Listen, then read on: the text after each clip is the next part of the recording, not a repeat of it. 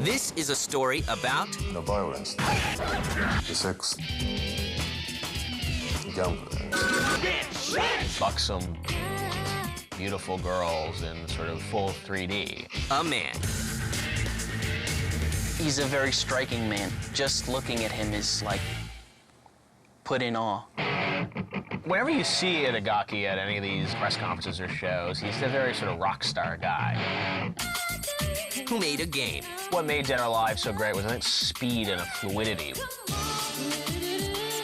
which is really unique to their games. that saved a floundering developer. だから英語の意味では Dead or alive literally means dead or alive. For the company, it was a very critical situation. And raised the bar for 3D fighters. It was just Tomonobu Itagaki asking the question, what can we do? How can we expand the fighting game genre? Can we take it in a more mature direction? 本当に頑固な寿司屋みたいな DOA is like a sushi bar with roller skating girls serving wasabi on the sushi. It's fun. This is the history of Dead or Alive.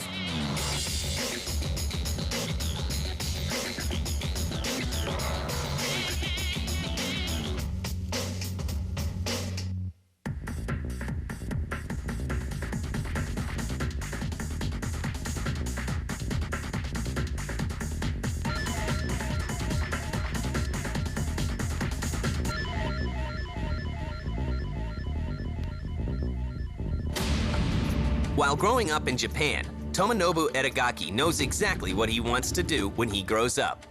ゲームが作りたかったから Well, like everybody else, I entered the game industry because I wanted to make video games.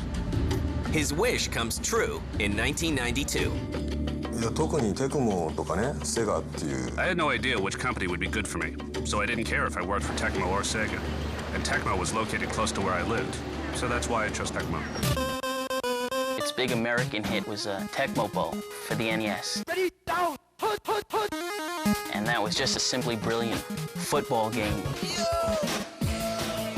And it was surprising because it came from a Japanese company. 最初はスーパーファミコン I worked as a graphic programmer for the Super Famicom in my early days at Tecmo. Itagaki's first project is Tecmo Super Bowl for the Super Nintendo. As he climbs the corporate ladder at Tecmo, a new innovation in fighting games shows up in arcades. The big development in fighting games in the early 90s was moving to 3D.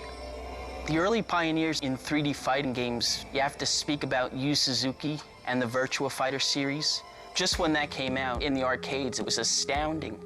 People had been used to fighting in 2 dimensions, moving back and forth and maybe jumping over one another, but not actually moving in 3 dimensions. But while arcade fighting games are going through a minor renaissance, Tecmo is facing troubled times. 大赤字でね Tecmo was not in great shape. They had a lot of deficits for 2 years. So in terms of business, if the company had 3 years of consecutive deficits, it would have been very critical. The up-and-coming developer makes a bold move. 今のうちの社長と I made a deal with the current president, Mr. Nakamura, to start a project. I made a promise to him that I would make a game that would sell. And for this struggling company, it's their last chance. だから英語の意味では So, dead or alive literally means dead or alive. For the company, it was a very critical situation. That's how he came up with the title. Itagaki wants his game to stand out in the crowd. まあバーチャファイター俺は好きだけど I liked Virtua Fighter, but if I used different ideas to describe it, I would say it's an old traditional sushi restaurant. And on the contrary, DOA is like a sushi bar with roller skating girls serving wasabi on the sushi. It's fun. いろいろと For the beginner, fighting games were not easy. So that's why when designing Dead or Alive, we tried to simplify such aspects of the game as much as possible. One new idea is the Danger Zone. あれはだから The danger zone is kind of like a joker when you're gambling and playing cards. Before a danger zone, there was a notion that fighters were fighting inside a ring, and maybe if they went outside that ring, they would lose the match. We wanted to add something entertaining and spice up the fighting game genre. That's why we created the Danger Zone. But now, with Dead or Alive 1, a danger zone was activated, where if you entered that zone, you would take damage. It made fighting more strategic. You're limited in your space, and if you go outside that space, you're not going to lose the match, but you're going to jeopardize your position.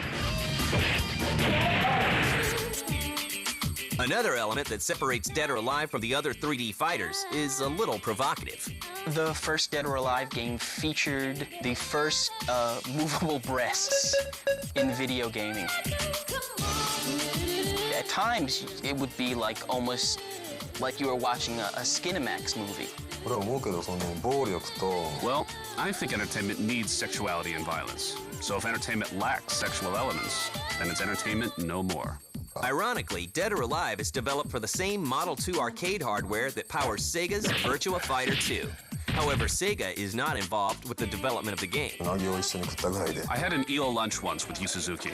That's the only relationship I've had with Sega. I have never received any programming resources from the company. In November 1996, Dead or Alive ships out to arcades around the world. Tecmo holds its breath and puts its faith into the girls of DOA.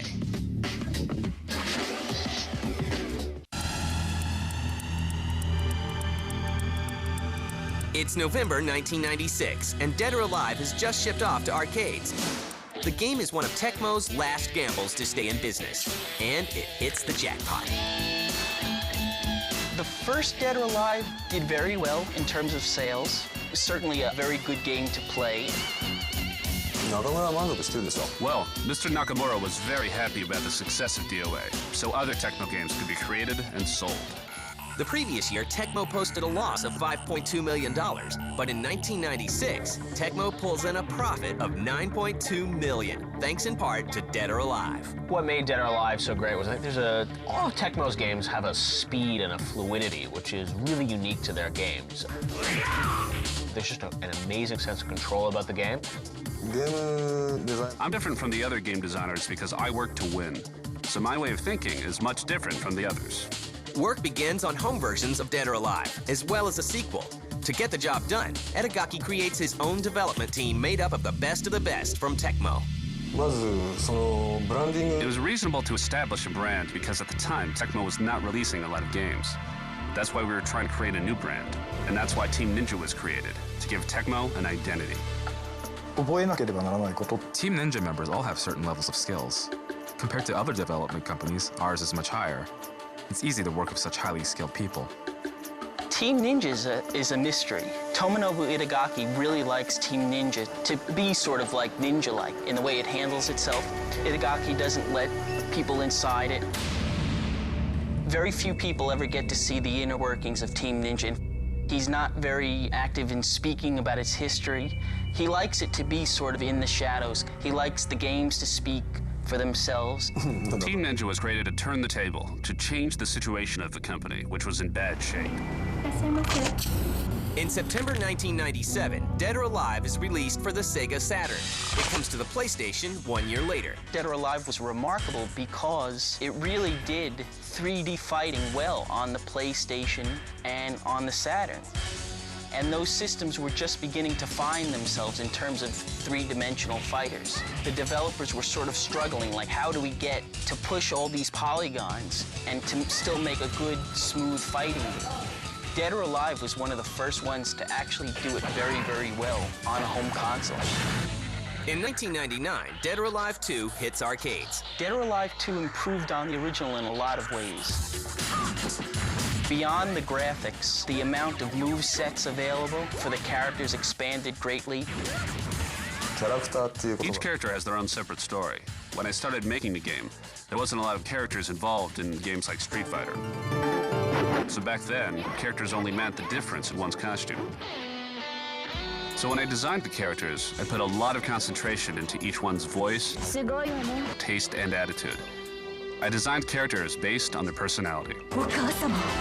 And there were multi-tiered stages, so players could beat your opponent in a very flashy way. Bang them against the wall, flip them over, and then knock them across something that's going to explode. You could knock a character through a wall over like a cliff, and they would actually plummet and take damage. It's a really neat way to expand the genre. Come on! In early 2000, a home version of Dead or Alive 2 comes out for the Dreamcast. PS2 owners have to wait until December of that year to finally get a copy of the hot sequel. Get ready, fight! The differences between the Dreamcast Dead or Alive 2 and the PlayStation 2 version, which was subtitled Hardcore, there were a lot of different lighting effects. In fact, a lot of people complain that the lighting effects were overdone. There was an over-brightening effect that made everything look sort of bleached out to the point where you actually lost some of the really sharp, striking coloring that was seen in the Dreamcast version. There were new costumes added and a lot of graphical fineries done for the PlayStation 2, which was supposedly a marked increase over the Dreamcast version.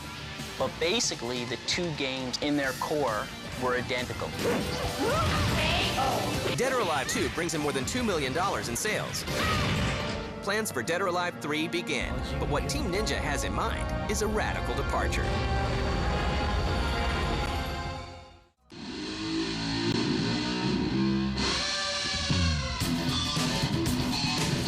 By 2001, the Dead or Alive series is in the same league as other 3D fighting classics, such as Virtua Fighter and Tekken.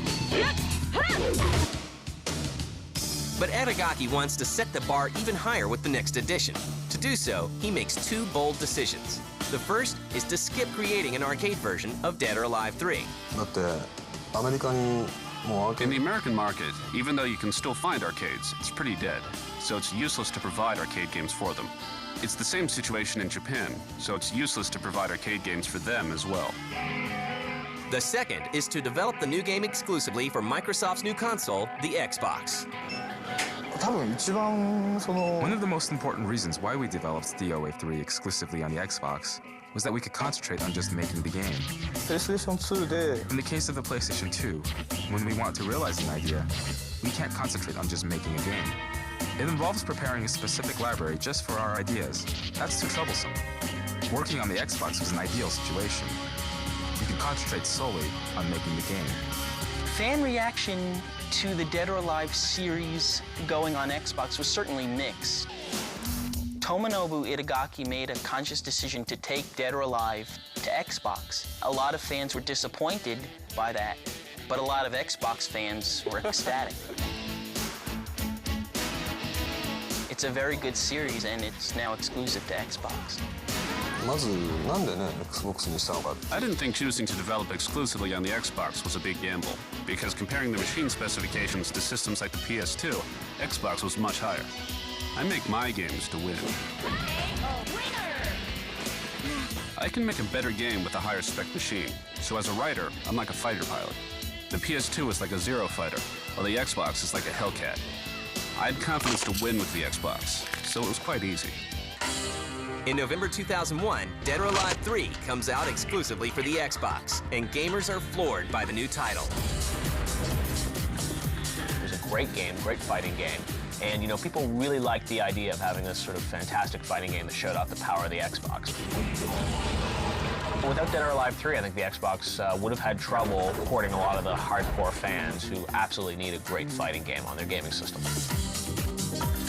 Dead or Alive 3 did very well on Xbox. It was a launch title. Tomonobu Itagaki and Team Ninja got the graphics spot on. They showed the world exactly what the Xbox could do. He expanded on the notion of multi-tiered stages. Not only could you knock somebody off a platform, say, but you could knock them off a huge platform, and they would go through a floor and bounce down.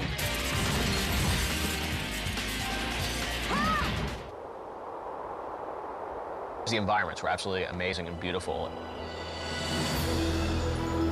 There were really picturesque environments I don't think could be rendered on any other gaming system.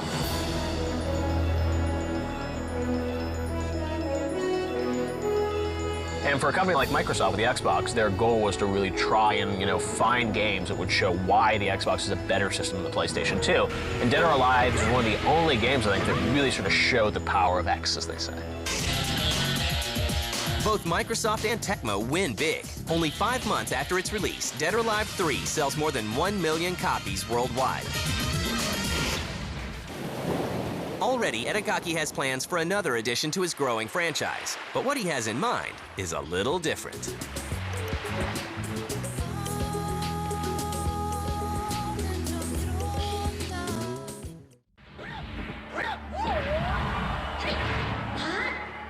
It's 2003.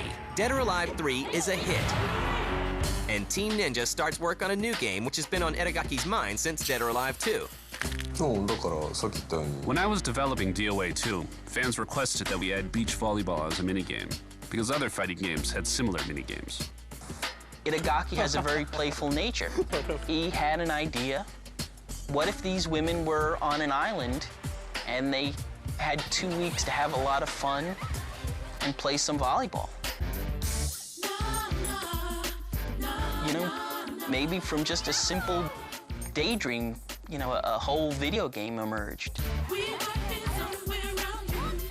やるんだったら一つの But I didn't want to put this very simple idea into my series. So when I made the beach volleyball game, I wanted it to be a standalone title. In January 2003, Itagaki's self-proclaimed gift to gamers is released in the form of Dead or Alive Extreme Beach Volleyball. One of the hallmarks of the Dead or Alive franchise has been these buxom, beautiful girls in full 3D. That's like what people associate with Dead or Alive, or these, you know, kind of completely over-the-top girls that Itagaki really prides himself on creating these sort of amazing babes. いやだってさっきも言ったように I'm creating entertainment rather than just a video game. So in terms of entertainment, it's quite natural for me to create beautiful women. It makes sense rather than bringing ugly women into the game. It's very simple. Naturally. While the new game already shows off plenty of skin, it's not enough for some gamers. 腹立たしいことだしね In fact, I find the nude hacks irritating. If they're so talented at doing such things, why don't they use their skills for something more meaningful? So when you see a girl in DOA, I can understand why one would want to undress her. But if you do so, you really should be embarrassed. And it's the eye candy that gets Tecmo into trouble at 2003's E3. People flock to see women in bikinis, and Tecmo knows this. Dead or Alive beach models promoting Dead or Alive Extreme Beach Volleyball threw out volleyballs, and people would go nuts. It's just good fun. At times, it's become such good fun that fire marshals had to come and actually close Tecmo down for a while. While the world falls in love with the women of Dead or Alive, Itagaki and Team Ninja continue to expand the DOA franchise. Due out in 2004 is Dead or Alive Ultimate, the first DOA game with an online element. Dead or Alive Ultimate was only shown on huge screens at E3. There were a lot of striking images shown. Just absolutely insane. There was this one where you were in sort of this like African safari. One of the fighters knocked the other into a pool and then picked him up and spun him into an elephant.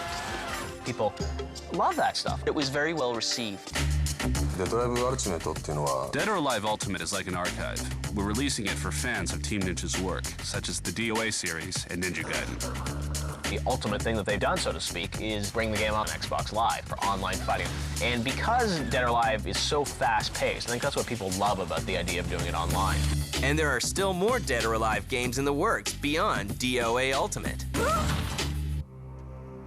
ドライブクロノスって Dead or Alive Code Cronus is the world of Dead or Alive 0, before the first DOA. オープニング CG が You've seen the opening movie in Dead or Alive Ultimate with the children. Dead or Alive Code Cronus has a relationship with that movie. As far as Dead or Alive 4, it's coming out for the next Xbox. Dead or Alive 4 will be a game describing the world of DOA Tech, which is the counterpart of the Ninja side.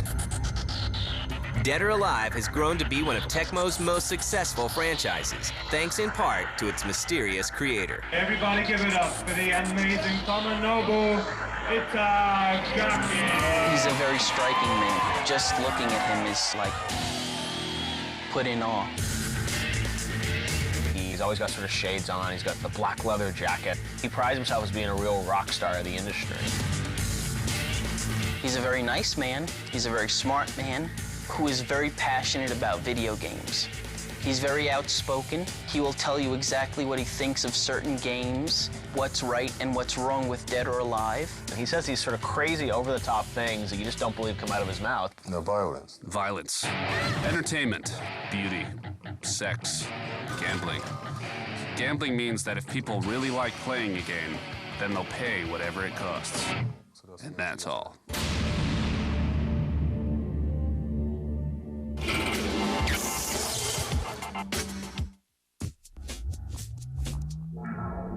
The hottest gear. The latest gadgets.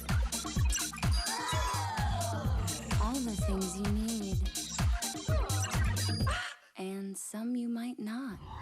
Join Diane Mazzotta as Filter gets the lowdown on all the high tech at the Consumer Electronics Show, Monday night at 10.